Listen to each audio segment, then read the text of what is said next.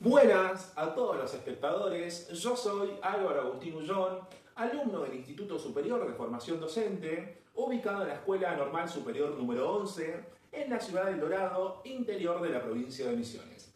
Esta puesta en escena forma parte de un trabajo que vengo desarrollando a lo largo de todo este segundo semestre del año en la asignatura Lengua y Literatura y su enseñanza 1, a cargo de la profesora y licenciada en Letras, la señora Juana Gómez. En este espacio voy a desarrollar los tres ejes principales del área de lengua, que son la oralidad, la lectura y la escritura, junto con un eje transversal que es la literatura. El propósito o la finalidad de este video es poder presentar experiencias didácticas concretas más toda la teoría necesaria para entender cómo enseñar dicha materia.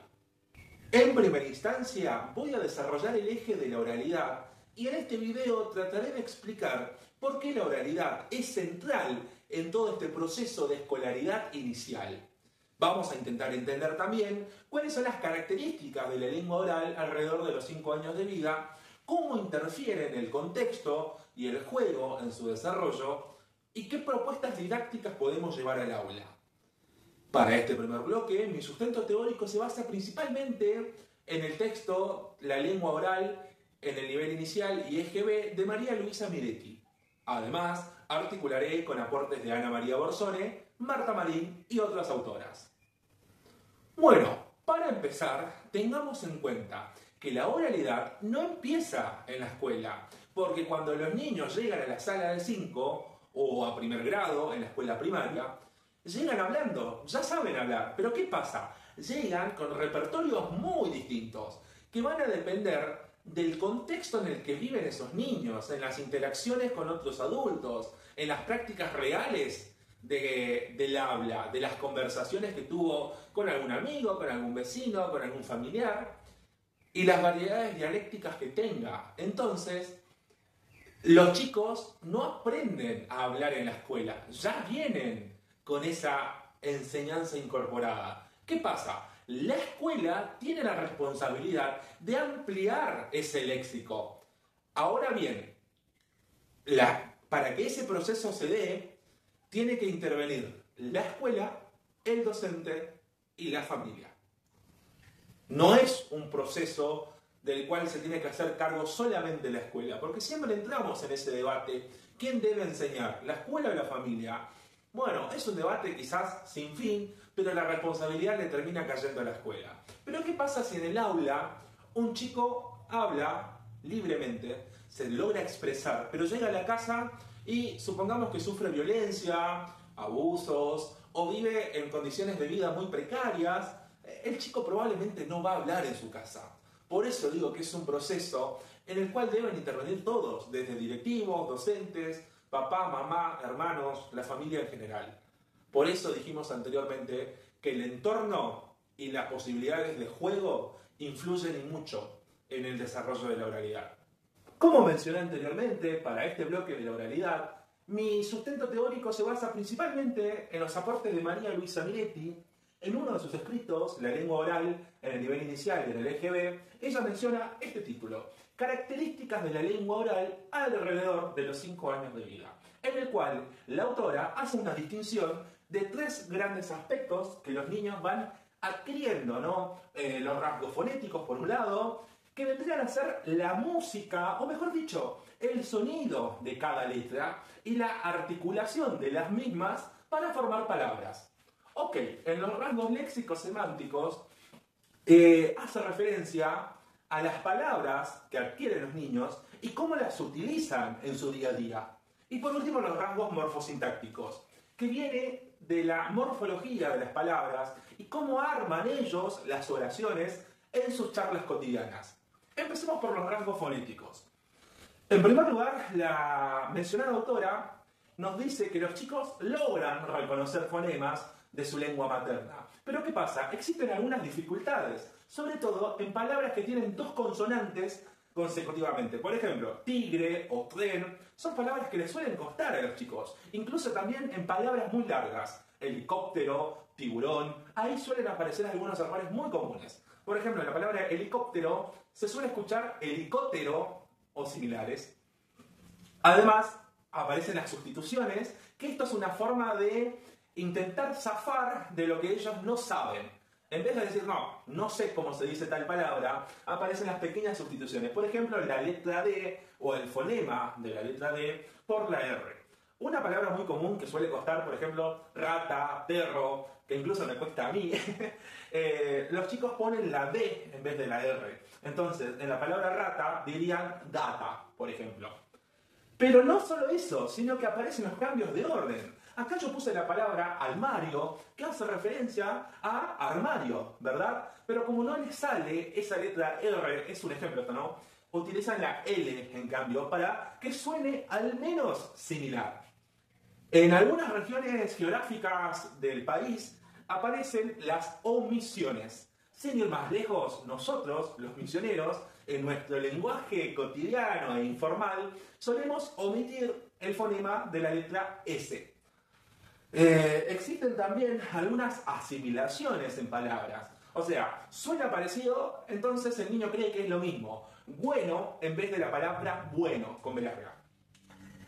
En términos generales, la entonación de los niños para hablar suele ser bastante expresiva, como dice acá, siempre y cuando su contexto lo permita, ¿verdad? Porque si un niño sufre violencia en su casa o en la escuela, ¿no? Abusos, pasa hambre o tiene que hacerse cargo de responsabilidades que le deberían tocar a los adultos, suele pasar esto, hablar hacia adentro. Eso requiere una mayor exigencia en la modulación, más práctica de la oralidad. Entonces ahí interviene nuestra tarea como docentes en ayudar a que el niño logre expresarse mejor. Porque un niño normal, por decirlo así, utiliza una entonación expresiva en donde al hablar utiliza muchos gestos y su lenguaje suele ser bastante feliz, digámosle.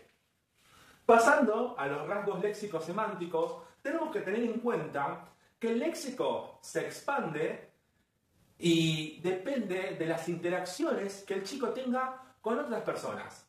Es decir, mientras más hable, mientras más practique, mejor va a ser su léxico, mejor uso le va a dar a las palabras que él aprenda. De hecho, hay algo que la autora menciona como invenciones léxicas. Y un ejemplo concreto de esto, por ejemplo, nuestro país es un país muy futbolero, donde la palabra fútbol se escucha prácticamente todos los días y en cualquier rincón del país. Entonces, el chico puede llegar a asociar que el deporte fútbol consta únicamente de hacer un gol. Entonces, en ese caso, aparece la invención léxica. Fútbol con G de gato en vez de fútbol con una B larga. ¿Me entienden? Y no obstante con esto, la escuela le agrega un poquito de dificultad a este léxico que debe manejar el niño. ¿Por qué? Porque aparece el léxico curricular, es decir, en áreas como lengua, matemáticas, ciencias, tecnología, inglés, folclore, educación física, etc., deben utilizar palabras específicas del área. ¿Me entienden? Entonces, el chico va a tener que adecuar su vocabulario no solo al lugar donde está situado, sino que va a tener que adaptarlo al área en donde él esté. Esto hablando siempre y cuando de la escuela.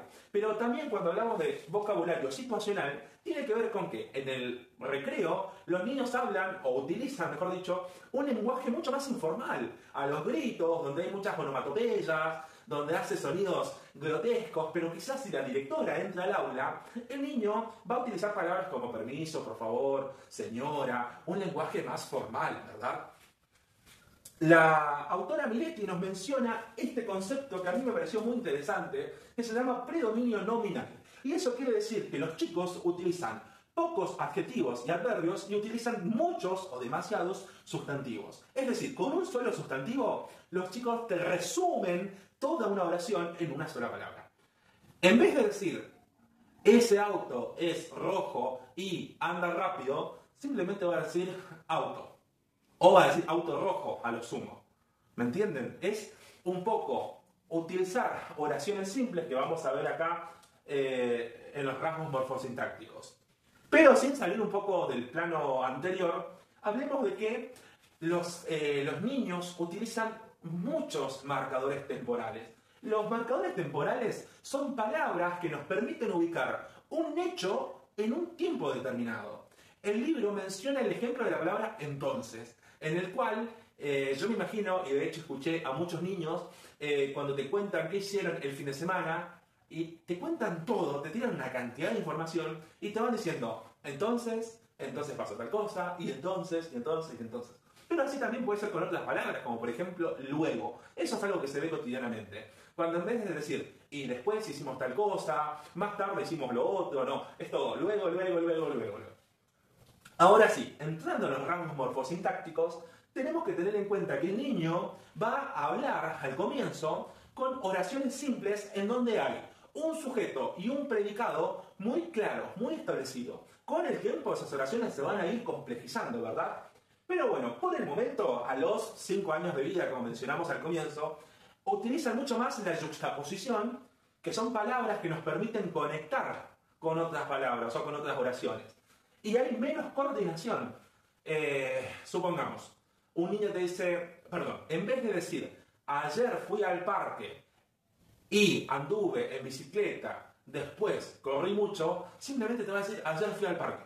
O va a aparecer los marcadores temporales. Ayer fui al parque y después hice tal cosa y después hice lo otro. ¿Por qué? No existe todavía en su mente la capacidad de utilizar sinónimos, de utilizar distintos marcadores temporales. Eso lo va a ir adquiriendo con el tiempo. Lo que yo quiero dejar bien en claro es que todas estas características de la lengua oral son errores propios de la edad. Son errores que tienen que pasar para que el niño aprenda, porque si no se equivoca, lastimosamente no aprende.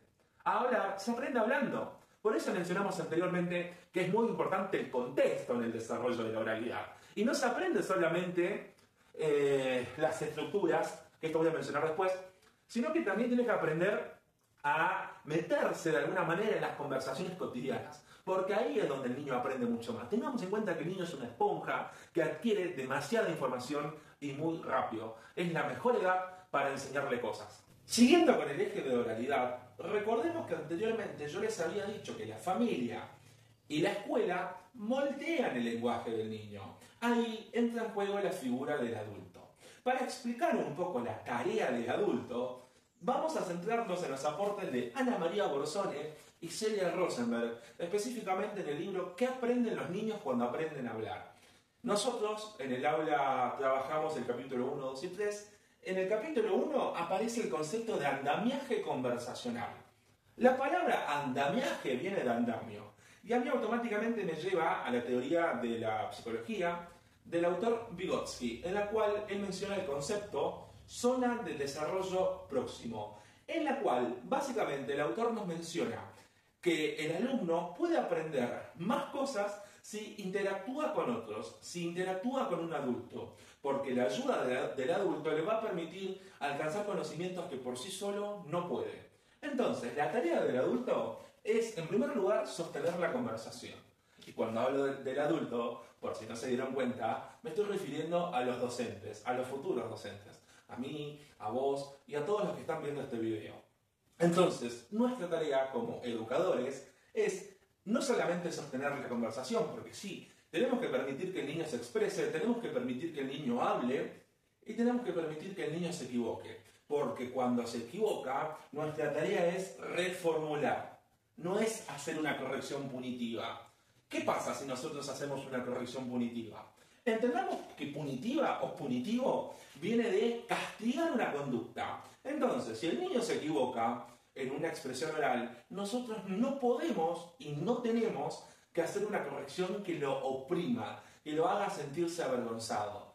Olvídense del castigo de la vieja escuela, de así no se dice, no sabes nada, sos un burro, o cosas así, porque ¿qué va a pasar? ¿Qué creen ustedes que va a pasar? El niño se va a sentir avergonzado y no va a querer volver a hablar en público, quizás con sus compañeros, porque sabe que todos se van a reír, sabe que le van a corregir y le genera miedo. Entonces, simplemente reformulando, nosotros podemos generar que se amplíe el léxico.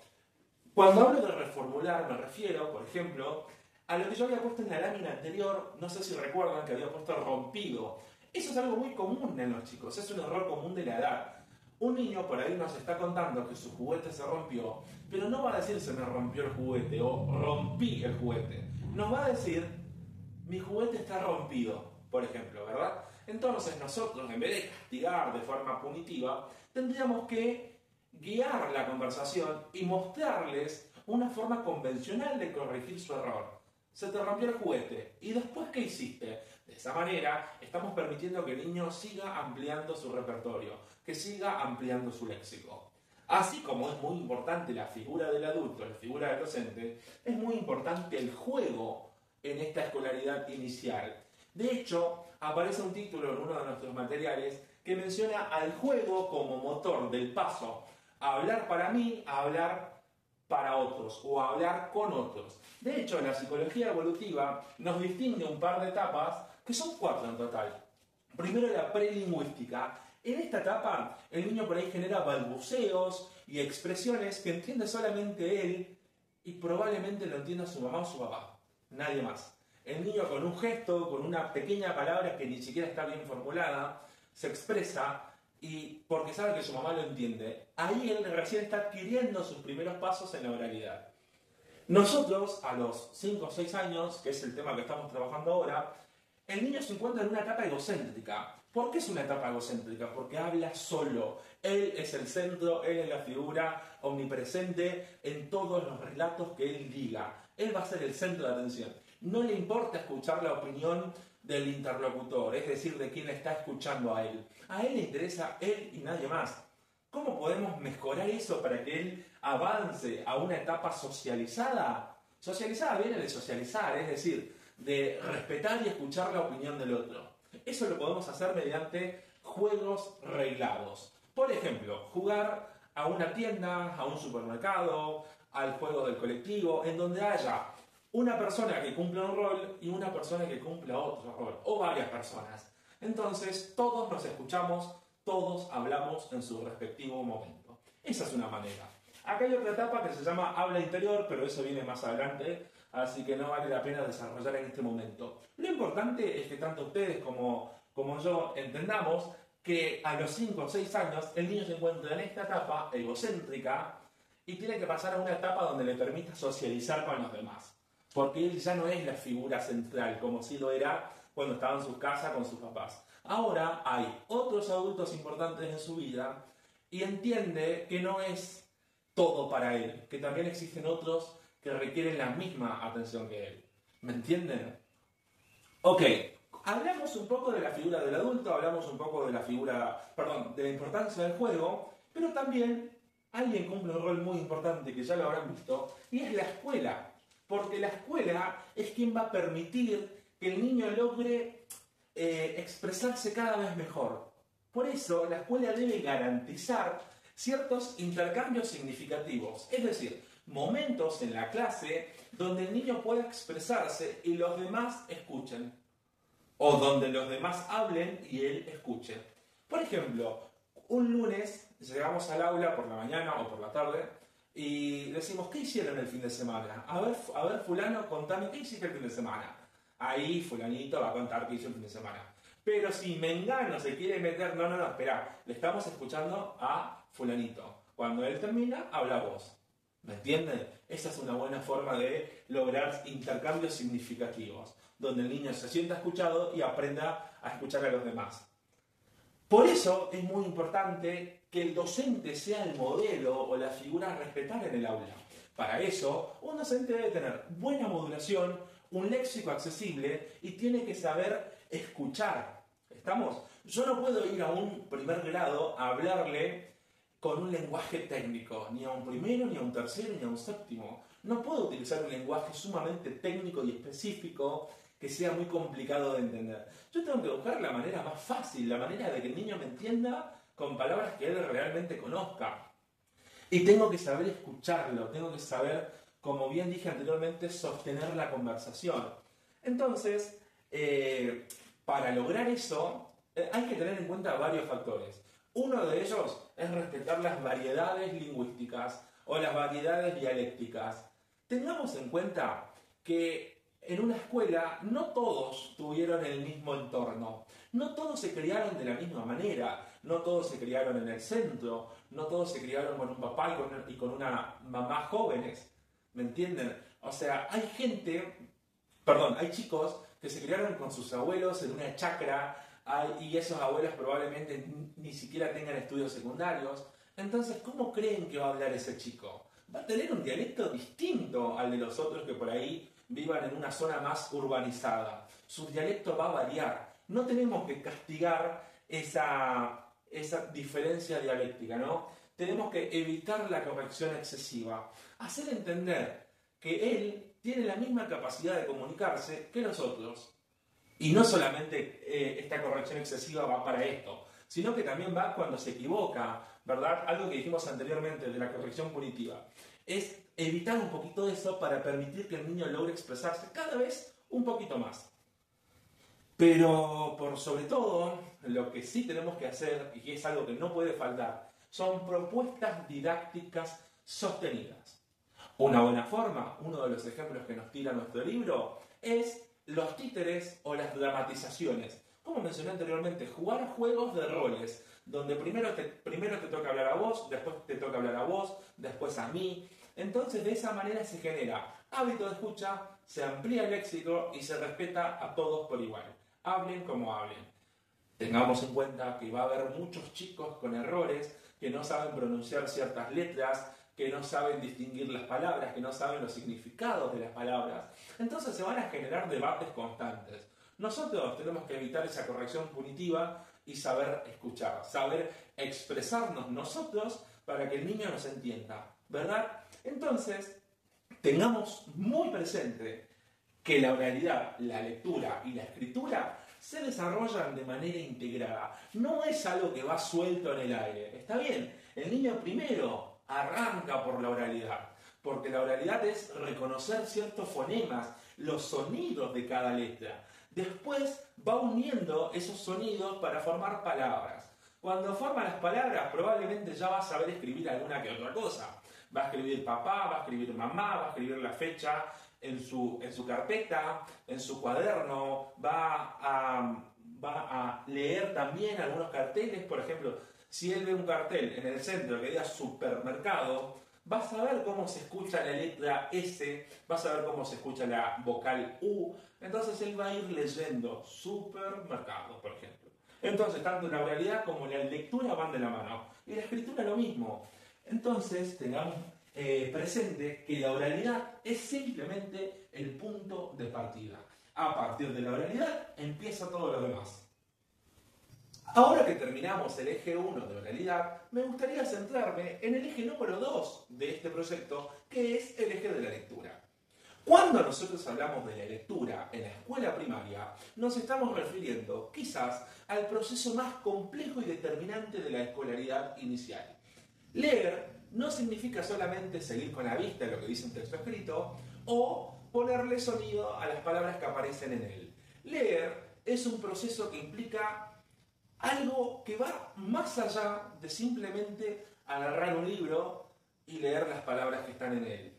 Implica todo un proceso que lo vamos a ir desmenuzando de a poco con los aportes de todas estas autoras que aparecen en blanco. Son los apellidos, ¿verdad? Marta Marín, Canet Goodman, Graciela Montes, Ana María Bersone, Ana María Kaufman, Isabel Solé, Michelle Petit y la ya mencionada María Luisa Miretti, de la cual hablamos y mucho en el eje de la oralidad. Ok, empecemos con Marta Marín, que en su libro Lingüística y Enseñanza de la Lengua, en el capítulo número 8 específicamente, ella nos menciona que leer no es simplemente sonorizar letras o palabras. Implica un proceso que requiere cierto acompañamiento del docente y el alumno debe atravesar por 3 momentos, como estarán viendo acá arriba: antes de la lectura, durante la lectura y después de la lectura. Para ella, solamente de esta manera, el niño va a poder comprender lo que realmente dice un cuento. Porque para ella, si nosotros como docente le ofrecemos un libro, puede ser cualquiera de esta fila o puede ser cualquier otro libro, el niño, antes de leer, lo que va a hacer: observar la tapa, la contratapa, va a ver algunas imágenes, capaz que no se vea porque es libro bastante viejo, que tiene imágenes en blanco y negro, pero de todas formas el niño le puede dar una ojeada y puede leer incluso los nombres de los capítulos, ver la tapa de atrás y de alguna manera ir haciéndose algunas preguntas e intentar deducir de qué va a tratar lo que él va a leer. Ese es el momento antes de la lectura. Ahora, durante la lectura, lo que el niño va a hacer es ir haciéndose preguntas. ¿De qué pasará después? Son preguntas internas. No es que las hace en voz alta. A medida que va leyendo, el cuento le va a ir generando, o el cuento o el texto, mejor dicho, le va a ir generando ciertas dudas que, a medida que avance con la lectura, va a ir respondiéndolas internamente y por ende va a entender de qué trata el texto. Ahora bien, existe un tercer momento que es después de la lectura. Acá es cuando entra la figura del docente o la figura del adulto. ¿Se acuerdan que dijimos en el eje de oralidad que la figura del adulto importa y mucho en este proceso de la oralidad, en ese caso, y en este caso también es importante a la hora de la lectura?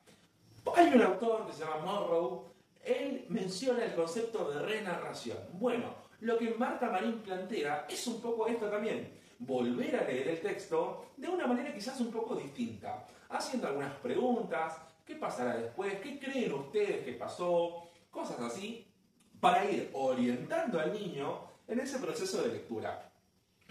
Ahora bien, acá ustedes se van a dar cuenta que hay dos lecturas como proceso.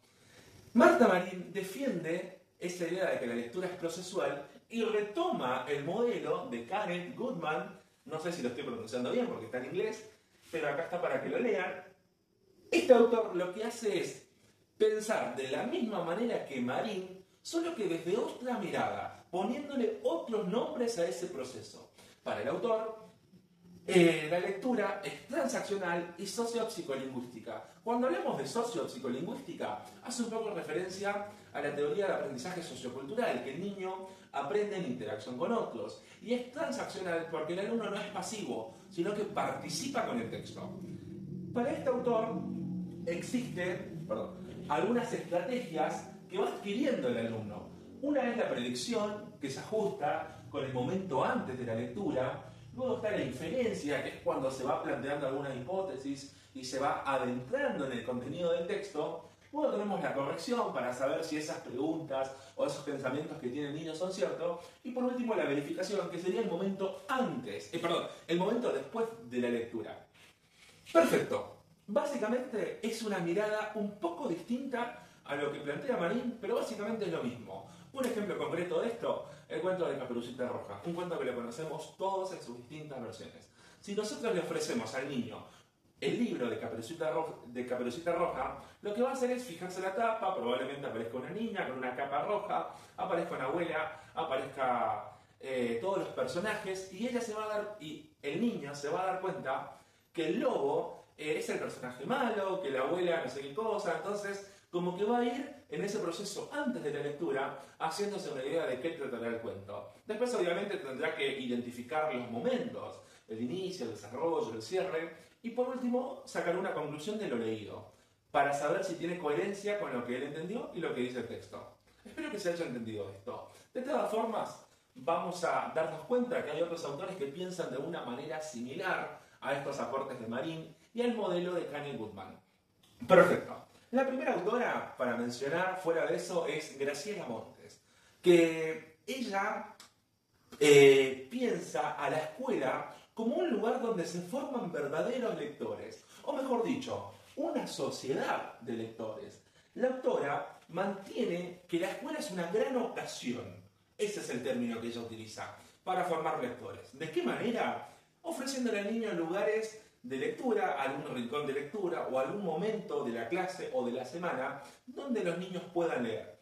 En mis prácticas de segundo año, por ejemplo, me tocó observar un primer grado, es decir, chicos con 6 años aproximadamente, que cuando terminaban una actividad, la maestra les daba permiso para que se acerquen al armario que se encontraba en uno de los rincones, que lo abran, que saquen una alfombra chiquita, que se sienten en el piso y escojan un libro o escojan algún juego, que esos juegos por ahí eran tarjetones que tenían palabras escritas.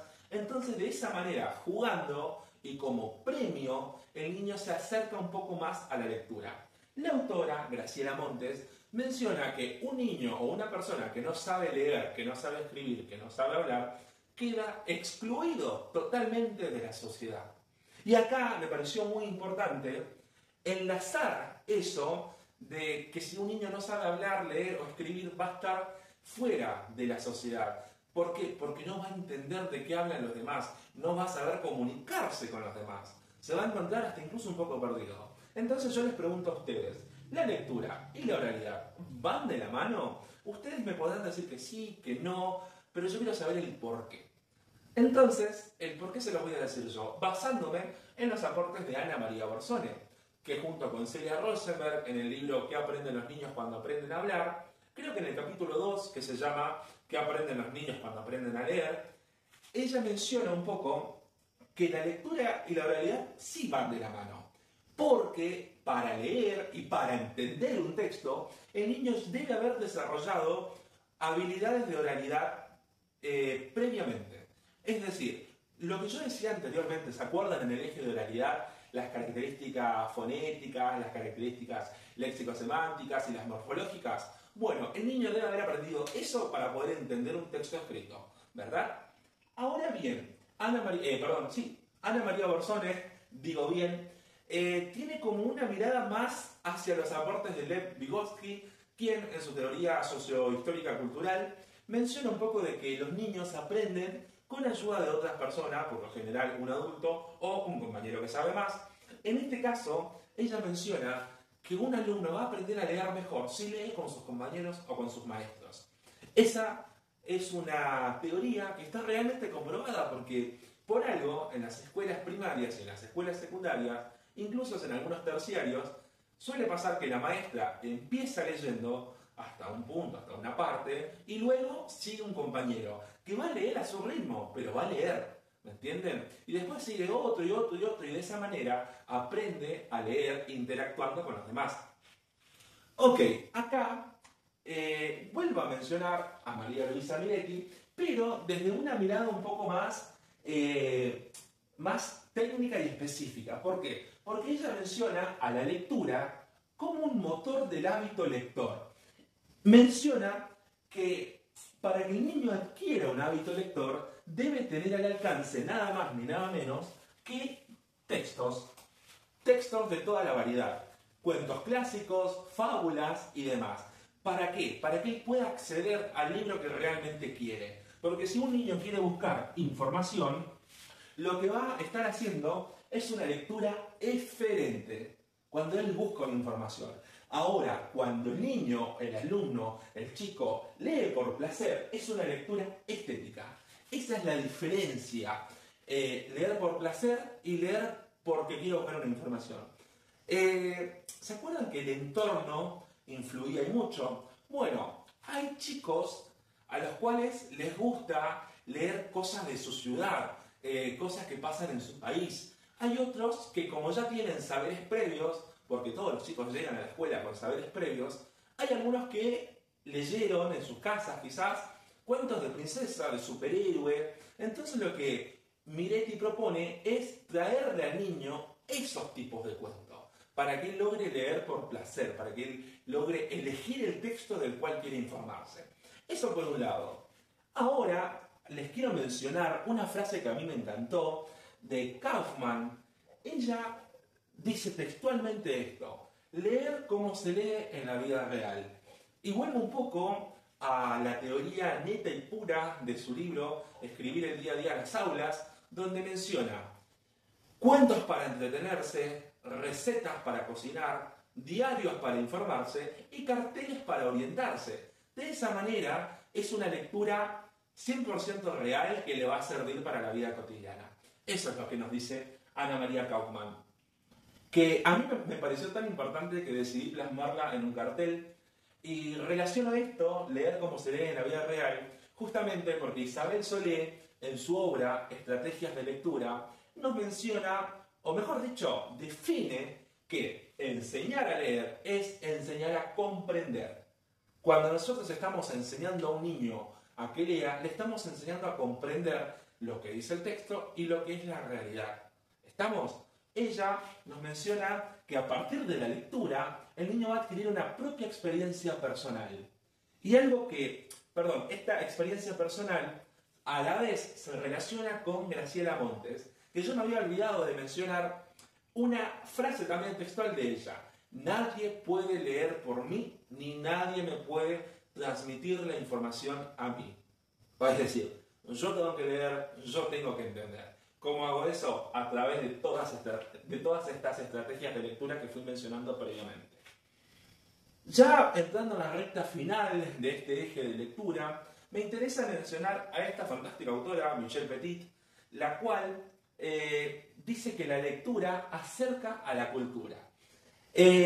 Claramente menciona que cada región geográfica de los países o de las provincias tienen ciertas fábulas, leyendas, creencias, incluso religiones y demás tipos de cultura que le van a permitir al niño entender la cultura del lugar en donde vive. Entonces, imaginémonos nosotros, bueno, yo soy de la provincia de Misiones. En esta provincia, por ejemplo, una de los cuentos, fábulas y leyendas populares son el Yací Yateré y el Pomberito o el Pombero. También existen algunos como el Lobizón o la Llorona. Son creencias textuales que se han transmitido a lo largo de generaciones. Hay gente que cree haber visto a estos personajes, al Pombero, que se parece con un perro grande, con un lobo, un hombre con pelos por todos lados. Nadie sabe bien qué es, pero todos creemos en esas fábulas, o al menos en algún momento creímos. De hecho, en las escuelas de misiones, en líneas generales, en sexto grado, quinto grado, se suele leer todas estas leyendas. Entonces, lo que dice Petit es que la lectura acerca a la cultura, y eso es verdad. Porque si yo escucho sobre el Pomberito, que me habla sobre que vive en los montes de Misiones, yo conozco lo que es un monte. Entonces me está acercando a mi zona geográfica, a mi entorno, a mi cultura. Es un poco eso la idea de Petit. Obviamente esto está adaptado a mi región, pero si sos de otro lado seguramente tendrás algunos ejemplos para contarnos. Ya finalizando, me interesó y mucho los aportes de Laura Debatech. Esta autora es argentina también y nos menciona que el lector es algo que se construye. Nadie nace leyendo. Todo se va practicando, se va adquiriendo. En este sentido, ella nos comenta, me paro de este lado mejor, para que ustedes vean, que todos los lectores, todas las personas, tenemos una textoteca. Ese es el término que ella utiliza para referirse a que todos en nuestras vidas hemos leído al menos un texto. Ese texto nos va a funcionar como una fuente de saberes previos. Yo, por ejemplo, leí Edipo Rey en cuarto año de la secundaria y hasta el día de hoy me lo acuerdo de memoria. Bueno, eso forma parte de mi textoteca, por ejemplo. Entonces, cada vez que yo lea un texto nuevo, lo voy a de alguna manera relacionar con los textos antiguos que tengo en mis esquemas mentales. ¿Me entienden? Va un poco por ese lado. Así que todos los aportes de estas autoras son enriquecedores tanto para nuestra formación como futuros docentes y para leer de una manera estética, por placer, y también para buscar información. Yo le pongo este toque humorístico, pero la verdad es que es muy interesante cómo los niños adquieren esta habilidad de la lectura. Y para finalizar, les hago unas preguntas a ustedes, que ya están viendo la respuesta, obviamente. Pero Ana María Kaufman nos pregunta, ¿cómo empiezan a leer los niños? Para ella hay dos caminos o dos versiones.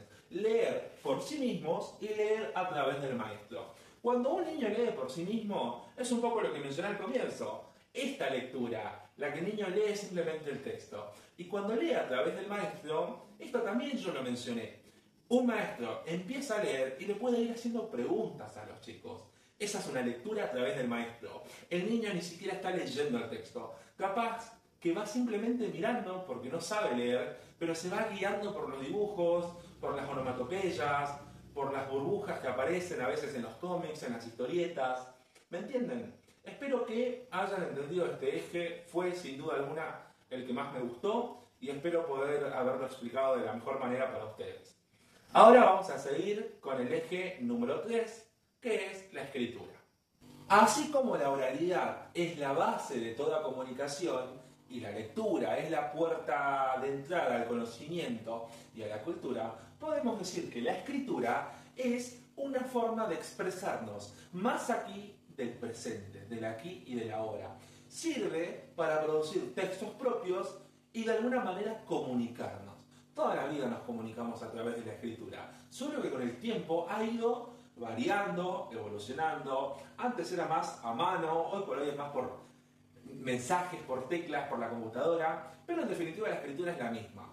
Veamos cuando Marta Marín, a la cual ya citamos anteriormente, e incluso citamos su libro, Lingüística y Enseñanza de la Lengua, pero ahora en el capítulo 9 ella nos menciona la evolución de la enseñanza de la escritura y nos va contando que más o menos estas son fechas aproximadas, ¿verdad? No todo es tan drástico, sino que en la década de 1940 y 1950 lo que se enseñaba era la composición.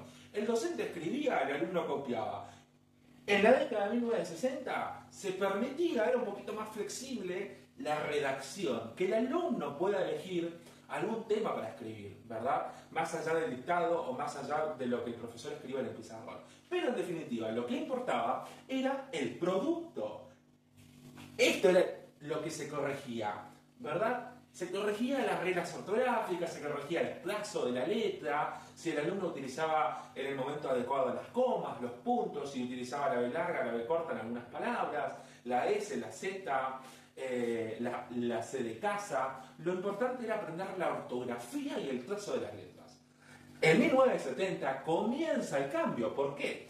Porque gracias al modelo de estos dos autores se empieza a considerar a la escritura como un proceso. Un proceso que va a depender del ambiente, la memoria. O sea, del ambiente, es decir, de lo que el chico haga en el curso. La memoria, lo que el chico se acuerda del tema y logra plasmarlo. Y el proceso es lo que se evalúa, no solamente el producto final, ¿verdad? Entonces, podemos decir que en la actualidad la escritura es un acto comunicativo y es un poco lo que yo dije al comienzo de este eje. Utilizamos la escritura para comunicarnos. Es así que en este punto vale la pena retomar los aportes de Emilia Ferreiro y Ana Teberovsky cuando nos mencionan que la escritura tiene ciertos niveles. ¿Se acuerdan que en el eje de oralidad yo había mencionado que la psicología evolutiva había descrito 4 etapas: la prelingüística, la egocéntrica, socializada y el hablar hacia afuera? Creo que era la 4ª. Acá ocurre algo similar. Primero aparece el presilábico, que el presilábico es cuando el niño escribe un simple garabato y para él eso representa una palabra, una oración, un texto o todo un gran relato, ¿verdad? También está el nivel silábico, que es cuando él piensa, cree, se imagina y está convencido, por sobre todo, que una sílaba representa una palabra. Por ejemplo, cuando te escriben casa, ellos pueden poner K o las o sa, y para ellos están representando la palabra casa. No es así, pero están en esta etapa de sílabas. Después avanzan a una etapa silábico-alfabético o silábica-alfabética, en la cual van escribiendo lo que ellos van interpretando, sea del dictado o sea de lo que el maestro escribe. Pero en definitiva no logran aún un nivel alfabético, que es cuando el niño ya escribe las palabras completas. Cuando un niño escribe las palabras completas, recién ahí logra alcanzar un nivel alfabético. Sin embargo, van a permanecer algunos errores típicos de la edad, típicos de la inexperiencia, que se van a ir puliendo con el tiempo. Escribir casa con la letra Z, por ejemplo, y creer que nos estamos refiriendo a una casa, o escribir perro, en vez de hacerlo con las 2 R, lo van a hacer con una sola, entonces va a significar pero para ellos es el perro. Entonces son pequeños errores típicos de la edad. En este sentido, nuevamente aparece Ana María Kaufman cuando nos menciona lo de la escritura inicial.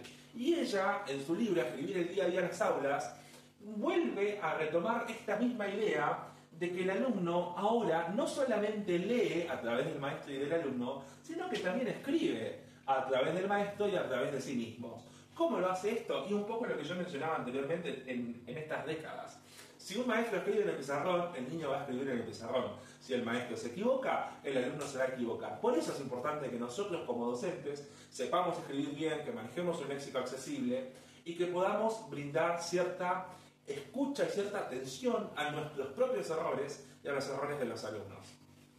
Y cuando escribe por sí solo, va a depender de en qué etapa se encuentra el niño, ¿verdad? Porque si el niño se encuentra en una etapa presilábica, nosotros no podemos corregir de una manera punitiva. Volvemos al inicio cuando les comenté que hay que reformular, ¿me entienden? Entonces por ahí no digo dejar pasar y permitir que se equivoque 1, 2, 10, 15, 50 veces, sino buscar la forma de que el niño quiera seguir escribiendo y que aprenda con qué se escribe, ¿verdad? Ana María Kaufman nos mencionaba que antes se enseñaba solamente el trazo de las letras en sí, su sonido, ¿verdad? Para aprender cómo se escribe, y las reglas ortográficas, nada más. Hoy por hoy cambió y mucho. En este caso es importante mencionar, lo ha mencionado, que leer, escribir y hablar van de la mano, porque la oralidad lo que nos brinda es el poder comunicarnos. La lectura nos brinda quizás el contexto, nos brinda la información, y la escritura nos permite aplicar por escrito lo que aprendimos leyendo y lo que sabemos decir hablando. No sé si me explico, espero que se haya entendido muy bien esta parte. ¿Qué propuestas didácticas podemos hacer? Bueno, no hay mejor propuesta didáctica para mí que escribirle a un destinatario real. ¿Por qué? Porque sabemos exactamente con quién nos estamos comunicando y vamos a saber qué decirle. Por ejemplo, a los alumnos les podemos hacer una actividad que le escriban una carta a la directora. No necesariamente le van a llevar 30, 50 cartas a la directora, sino con la temática de que ellos tengan que hacerlo de manera formal, que sepan la estructura de la carta, en dónde va la fecha, dónde se escribe, que va saludo abajo, que va la firma, que va una despedida, bueno, en ese caso una carta, ¿verdad? Pero si hacemos una publicidad, que la publicidad vaya dirigida a un público determinado. Si es una publicidad para niños, va a utilizar un tipo de lenguaje. Si es una publicidad para adultos, capaz puede utilizar otra. Y dependiendo del producto también. Pero esa es una forma de practicar la escritura en el aula. O escribir una propia historieta de ellos mismos, que sea inventada por ellos mismos, en la cual ellos hagan los dibujos inclusive. Esas son formas. Y la evaluación, prueba y error. Prueba y error. Lo que podemos corregir nosotros es si el alumno respeta renglones, si respeta un orden, es decir, escribir de la izquierda hacia la derecha, de ponerle un punto, empezar con sangría. Son pequeños detalles que podemos corregir. Lo que hay que evitar es lo ya mencionado, la corrección punitiva. Y esta frase es una de las tantas que me quedó de la profesora Juana. A escribir se aprende escribiendo, a hablar se aprende hablando y a leer se aprende leyendo. Eso es todo, gente, por el momento. Hemos concluido con el tercer eje de escritura y con el eje de lectura y con el eje de oralidad. Entonces, ahora vamos a pasar al eje de la literatura como un eje transversal que abarca los tres ejes ya mencionados.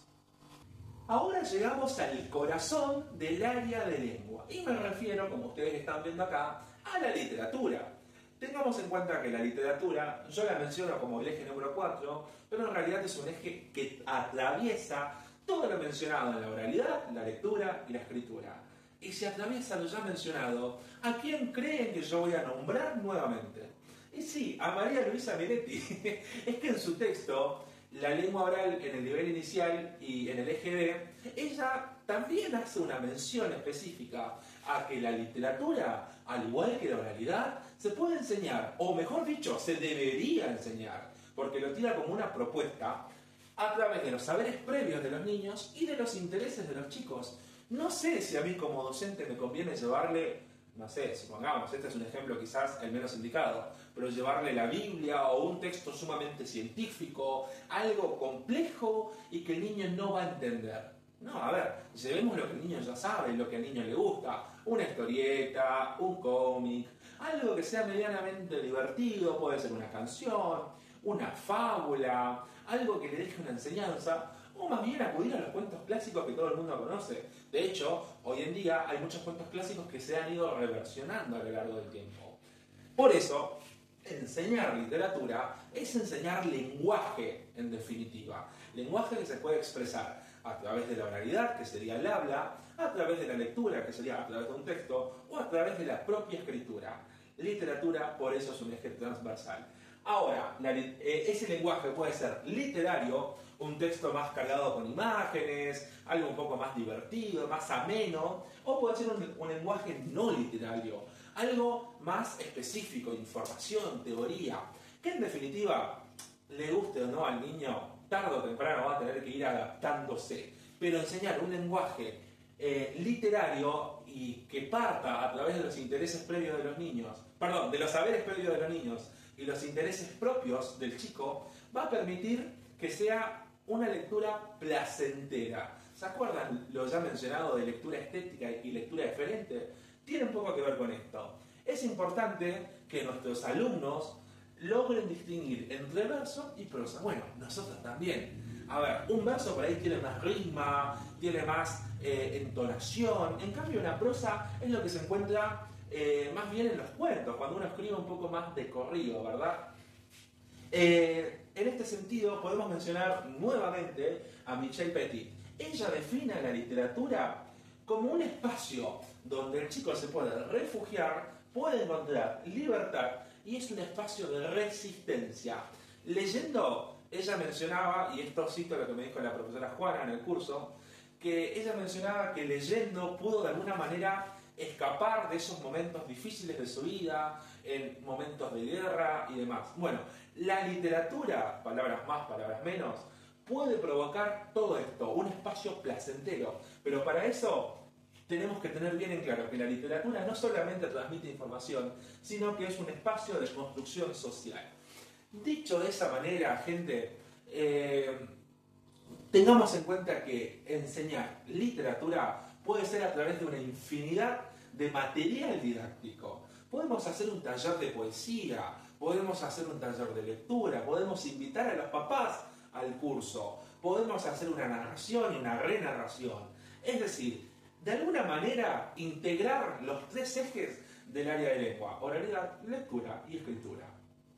Es de mi agrado informarles que hemos llegado al final de esta producción audiovisual que representa todo este año de cursada de la asignatura Lengua y Literatura y su Enseñanza 1, a cargo de la ya mencionada licenciada en Letras y profesora Juana Gómez. Este trabajo va a contar como nota de parcial, entonces espero poder estar a la altura de todos los contenidos de estas cantidades de autoras mencionadas anteriormente, de las cuales la gran mayoría son argentinas. Eso quiere decir que tenemos una fuente enriquecedora de textos de las cuales podemos adquirir distintas informaciones para plasmarla algún día en el aula cuando vayamos a enseñar.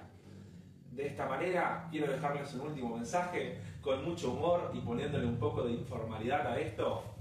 Vean esto. Aguante San Lorenzo.